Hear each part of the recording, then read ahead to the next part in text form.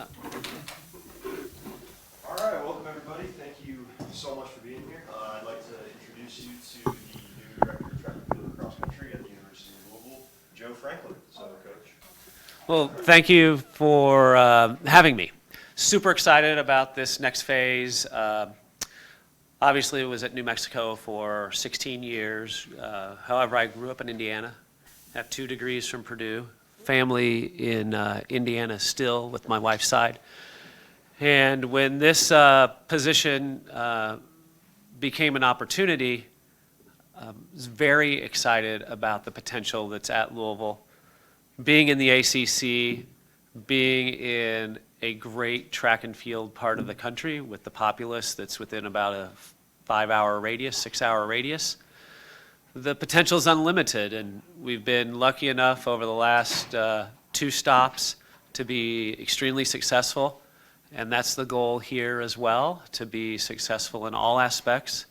Make sure we have students that are first and foremost great students. Secondly, have students that want to contend for ACC, NCAA, and making Olympic finals. We've been lucky enough to do that in the past, and that's something that we strive for here as well. With the unique partnership of the indoor track downtown and the opportunities that we have here, I look forward to building on what has been started and continuing on. Yesterday, I had a chance to tour around all the running areas. I've obviously been here before in 2015 and 2017, but Coach Mann, Ron Mann, and I spent about 4.5 hours together yesterday, just going around the city and going to the different running areas and see what the great opportunities there are. And the running areas and the facilities that we have and the options that we have are absolutely amazing, and will give a lot of opportunity for not only speed power athletes, but also distance runners as well. Our throwing venue is unlike anything that I've seen indoors. I've been everywhere and been in this game for a long time, and it's the Taj Mahal of indoor throwing facilities that's dedicated only to the throws. So we look forward to building a well-rounded team with students that want to compete at the highest level. Coach, I guess first question, how did the contact start? Or where did Josh, when did that kind of begin for you? And then what's it like to, maybe you've had it before, have a boss who's so into running, who will go run with you? Yeah, well, it started about maybe a week before the NCAA regional. So that's when the initial process started, and then it just kind of ramped up from there. I'm not a job hopper. If you look at my resume, I've been at 2 stops in 30 years. At Butler University and at the University of New Mexico. So I'm a destination person. And when my conversations with Josh are unbelievably positive and upbeat. And I'm the type of guy that I'm going to look at what we have, not what we don't have. We have needs and we have wants. And the needs that we have are what I need, we absolutely have here. Everybody always wants things, but those wants typically don't help you win. Things that you need, and Josh articulated those well, from support from academics, from support for mental health, support in medical. All of these support systems were everything that we need in order to give students great opportunities. So those conversations started in Sacramento, slowed down a little bit before the NCAA Nationals, and then picked up the week of the Nationals. And then that's when I talked to my partner, Mindy, my wife, and we were all in. How do you manage the track side, the cross-country side, the jumps, the throw? I mean, there's so much to do. How do you envision this program, and how will you kind of manage the entire thing? Well, the managing of it is like managing a 3-ring circus. I mean, you have literally 17 different sports within a sport. So the management is cooperative. It's working with our assistant coaches on a cooperative basis. One of them, who just recently got hired, Wyatt, is here. So it's a cooperation of working together to build what we hope to build. So I like to say this is a we thing. This isn't a me thing. This is everybody working together to try to help each student get better. So managing each aspect, some people always ask me, what's going to be the event area focus? The event area focus is where can we attract the best kids? So, and that's multifaceted. We want to have great students. And when I mean great students, I really want good students. I've been lucky enough to have a Rhodes Scholar on my team back at Butler. So I want people that want to go to medical school, that want to go to law school, that want to teach, that want to work in social services.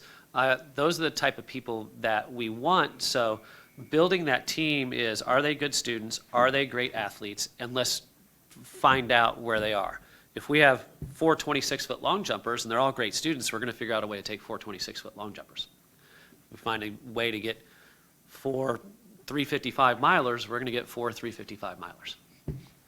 And kind of maybe to expound on that a little bit. So when Coach Mann was here, obviously with Wesley and the different distance runners that they had, recently a lot of good sprinters and some jumps in the pole vault. Now, what do you envision? I mean, when you look at this program, how can you be equal? You know what I mean? How can one thing be the cross country and the track? How can you kind of make it so they're both kind of equal? Or is it hard to do? It is hard to do. But you have to have the right balance, and you have to utilize all your resources. You have to utilize all the academic scholarships that Louisville has with the bordering states. You have to be able to pull to make your scholarship money expand. That's the first and foremost. Can you get that 12.6 and 18 to where it looks bigger because of academic scholarships? That's first and foremost. So are there going to be event areas that may not have the depth initially? Absolutely. It's just the nature of the sport. But that doesn't mean we can't be good at them, and we can't have great people. Instead of having 4 people in the triple jump, maybe we have 2 great ones. Instead of having 3 male pole vaulters over 17:10, maybe we have 1. So it just depends on how things ebb and flow, and building that well-rounded team that can not only score at the ACCs, but also score really well at the NCAA championships, as well as making NCAA cross country. So it's just this whole gamut of how do you balance all of those. When you look back at your previous 2 stops, how do you hope to see all of that success maybe translate throughout your time here? Well, I think it's not the success that is going to define it. It's all the failures that we've had along the way. That's created the playbook, to use coach speak. That's created the system that we have, is because of the failures that we've gone throughout time, and how to fix those and make adjustments according to all those failures, because that's 3 decades worth of failures that we've had, and we've gotten to a point where we're open enough and accepting enough where we can know what our failures may be, because we've experienced them before, and how to limit that risk. You've had some success here a couple times, a couple meets. Yeah, you just gave me goosebumps. It's unique, obviously. That you both your championships were in the same spot, and now you're here as the coach. What go through those memories and what it is kind of what this city has meant to your career with those 2 years. Well, those 2 years I'm going to get choked up. Those 2 years are very special. 2015. Is probably the greatest women's cross-country team in the history of the sport. We scored, I think, 45 points at the national championship at Tom Sawyer. And we knew going into that race, just don't run into a tree. Literally, just don't run into a tree and we're probably going to be okay. And by 6 minutes into the race, it was over. 2017 was not that case. We were way behind. We had a woman that was at the point winning the national championship in Edna, but we were way behind with about 1,200 meters left, and we had one woman pass 40 people coming down the hill, and we passed University of San Francisco. So two very different teams. The first one was a relief that we got it done. The second one was elation that we got it done because we did it from behind in a very different manner. But when you put those two together and you put it in Louisville and you put dinner both nights on 4th Street Live that night with the team, Louisville has a very special place in my heart. And that course, and that's what makes this position even more meaningful. You mentioned yourself being a destination guy. What goes into conversations to leave a place that you've been so long at and go to a place like Louisville and making sure it's comfortable for you to go there? Well, there's little things, and Wyatt knows this, there's little things that are important to me. I can look out from my office and see the airport and landing. So from a mental health point of view, getting off an airplane at 10 p.m. coming from a track meet and not having to drive 2.5 hours, that's huge. There is value to that. There's value to student athlete health and general bandwidth that kids have. It's support that is here with Josh and Marvin and everybody that I've been engaged with in this process. The support is unbelievable. And that was articulated very well from Josh, like I said early on in the conversations. And then going into the ACC. I've been in different conferences throughout the years, and now going into the ACC, where it's one of the best conferences in the country. And I want to be able to go out there and have our men and women from Louisville compete with everybody, whether it's the best people from University of Virginia or the best people from NC State. From a destination point of view, this is exactly what my wife and I wanted.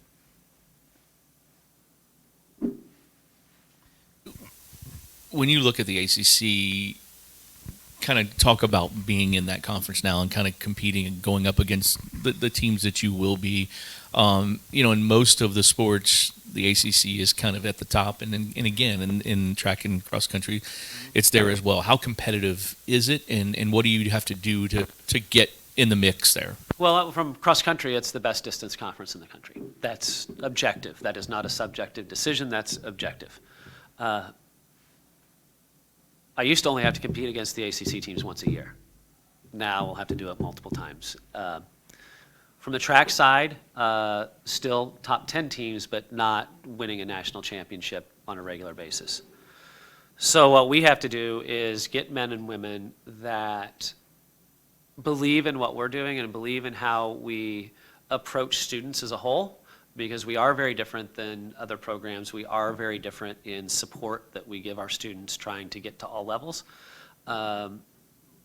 So we have to first get students that want to come here, and I can't talk specifically about recruits, but I was with Wyatt today, and I got an email, and I said, oh my gosh, how do we get this email? That would have never happened at my other position. But that was so unique, so now it's up to me and our staff, when we have a staff, to go recruit those students, because now they've shown initial interest. Now let's sell them not only on the university, but also the city and also the state. You mentioned the three-ring circus. How has the first month been like trying to navigate, or the first few weeks, I guess, trying to navigate? And where are you as far as, I mean, the whole landscape of college sports has changed in the last, 5 years with the portal and COVID years and all that. Where are you as far as with a roster?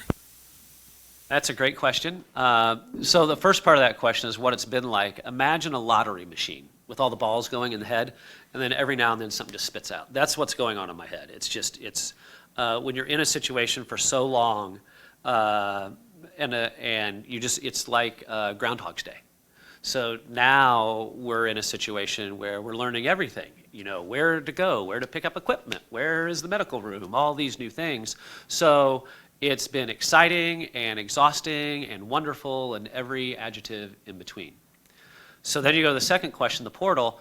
The portal's now closed, so if students weren't in the portal prior to, I don't remember the exact date, a couple of weeks ago, July 1, anybody that goes in now would have to sit a year. So a lot of portal kids already have homes, but there are some out there, and there are some that are in there now that are going to leave and go back in November because there's another portal date. But the portal is very unique in that we as educators and coaches need to make sure that we invest in students on a daily basis. If we don't invest in our students on a daily basis, they can easily go in the portal and leave. And it's important for us as coaches and leaders to invest in those students so they do have a value, and they know that they're valued, and they know that we want them there.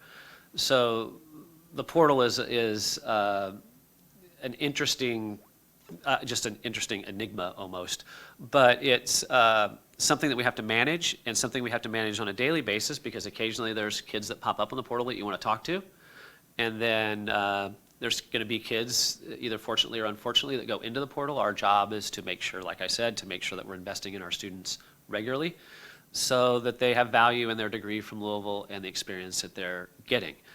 And then if a kid pops on the portal, our focus is make sure, unlike a lot of people, we will reach out to coaches as much as we can and say, hey, tell me about Wyatt. What's Wyatt like? And see if Wyatt fit, and that's just a respect that coaches have with other coaches. What's Wyatt like? Are they going to fit into what we do? And then we go from there. There are times where I've called some coaches and asked about a person, and they've said, yeah, great kid.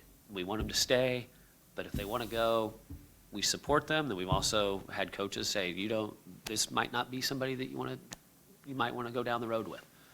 And those are friends and people that you trust and respect, and that's a common courtesy amongst coaches to make sure they call. What will you do with the staff? How many do you? How do you split it? How do you split up the duties, I guess? Well, we're going down the road. We got one hired. Wyatt came from New Mexico. He's our Maltese ops, recruiting, all things assigned coach.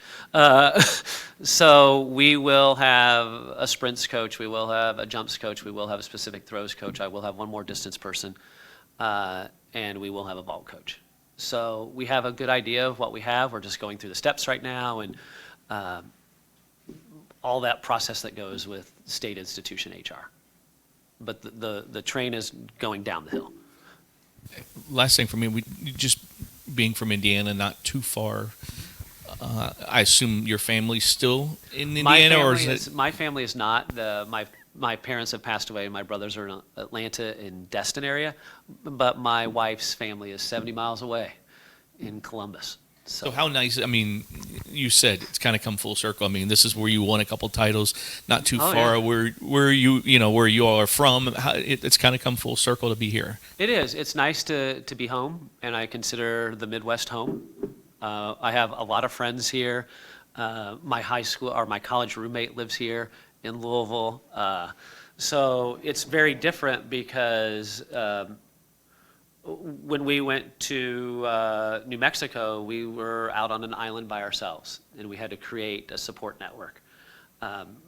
Now here, you come right back, and I talked to a friend of mine earlier today that's a coach in Indianapolis that I've known for 30 years. So it's just those conversations are refreshing. And you put that on top of the conversations that I've had with the people at the University of Louisville that I've met already, it's nothing but positive. Any more questions? All right. Thanks, Coach. Thank you, guys.